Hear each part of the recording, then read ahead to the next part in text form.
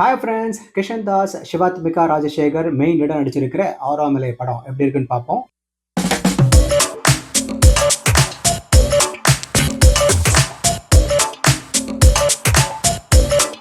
இதோட கதையில வர அஜித்துக்கு சினிமால வர மாதிரி லவ் வெளிப்படணும்ன்ற கனவுல இருக்கவரு. ஆனா நிஜ வாழ்க்கையில இந்த கனவுலாம் நடக்காம லவ் ஃபெயிலியர் ஆகுது. இந்த மனவேதனைக்கு அப்புறம் ஒரு மேட்ரிமோனி ஆபீஸ்ல சேர்றாரு. அங்க அவருக்கு மேனேஜரா இருக்க அஞ்சலியோ ஷார்ப்பா, கம்போஸ்டா, முக்கியமா ரொம்பவே பிராக்டிகலான பர்சன். அவங்களுக்கு காதல்ன்றது பார்த்து நிதானமா முடிவெடுக்க வேண்டியது. இந்த முரண்பாடுனால ரெண்டு பேருக்கும் அப்பப்ப முட்டிக்குது. ஆனா இது மறக்கவே முடியாத ஒரு கனெக்ஷனை பில்டப் பண்ணுது. ஆனா கடைசியா வாழ்க்கையில இவங்க ரெண்டு பேரும் சேருவாங்களா இல்லையான்றதுதான் இந்த படத்துல பாக்குறோம். டைரக்டர் சாரங் தியாகுவோட படத்துல தனியா தெரிகிற விஷயம் என்னன்னா, அது தேவையில்லாத மெலோ டிராமால இருந்து விலகி இருக்கிறது தான். ஃபீமேல் பெர்ஸ்பெக்டிவ்ல இருந்து சில பாயிண்ட்ஸும் சின்ன சின்ன விவரங்களும் ஏதோ உண்மையாவே ரெண்டு பேர் பேசி விஷயங்களை தெளிவு பண்ணிக்கிற மாதிரி எழுதியிருக்காங்க. உதாரணத்துக்கு அஜித் லைனை கிராஸ் பண்ணும்போது அஞ்சலி சரியான பதிலடி கொடுத்தது. இந்த படம் யார் சரி யார் தப்புன்னு சொல்லல, அஜித்துக்கு அவரோட தப்பு உணர்றதுக்கு இடம் கொடுக்குது. அதே நேரத்துல அஞ்சலி எதை லூஸ் பண்ணுவாங்கன்றதையும் யோசிக்க வைக்குது. டைரக்டர் படத்தோட ஆரம்ப சில நிமிஷங்கள்ல அவசர அவசரமா பல சில்லியான சீன்களோட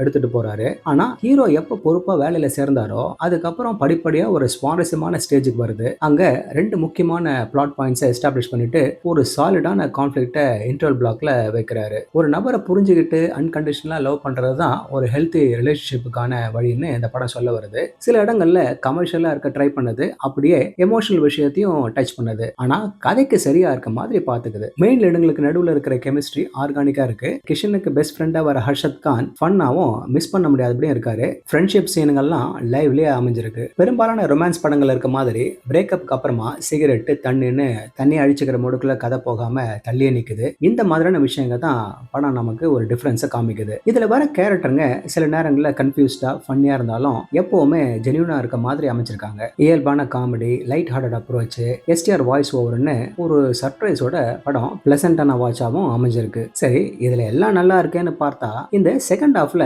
ஃபேமிலி டிராமா விழுத்துட்டு தடுமாறுது. இந்த சப்ளாட் நல்லா இருந்தாலும் மொமெண்டத்தை ஸ்லோ ஆக்கிடுது. இந்த ரொமான்டிக் கான்ஃபிளிக்டும் ஸ்ட்ரெச்சா இருக்க மாதிரி ஃபீல் பண்ண வச்சிடறாங்க. ஏன்னா புதுசா எதையும் சேர்க்காம சில விஷயங்க திரும்ப திரும்ப வர்றதுதான். கொஞ்சம் கௌதம் மேனோட ஸ்டைல்ல வேற இறங்கிடுறாரு. அது கொஞ்சம் ஆஃபா இருக்கு. ஆனா இந்த குறைபாடுகள்லாம் படத்தை சொதப்பல. ஏன்னா கேரக்டரைசேஷனை கடைசி வரை ஸ்ட்ராங்கா கொண்டு போனதால தான். இந்த ஆரம்பல படத்தை ரிலாக்ஸ்டா ஃப்ரெண்ட்ஸ் குரூப்போட பாக்குற மாதிரியே அமைஞ்சிருக்க படம். இதுல ஹெவி டிராமா இல்ல, கான்ஃபிளிக்ட்டை திணிக்கல, காதலை புரிஞ்சுக்கிற நினைக்கிற ரெண்டு பேரோட ஜென்யூனான சித்தரிப்பு மட்டும்தான். நீட்டான பெர்ஃபார்மன்ஸ், சாலிடான எழுத்து, ஃபன்னான நெரேட்டிவ்னு இருக்கு. மொத்தத்துல ஒரு நல்ல மெச்சூர்டான ரொமான்ஸ் படத்தை பார்க்கணும்னு விரும்புறவங்க இதை மிஸ் பண்ண மாட்டாங்க. ஓகே ஃப்ரெண்ட்ஸ், இதே போல இன்னொரு சுவாரஸ்யமான பட விமர்சனத்தோட சந்திக்கிறேன். நன்றி.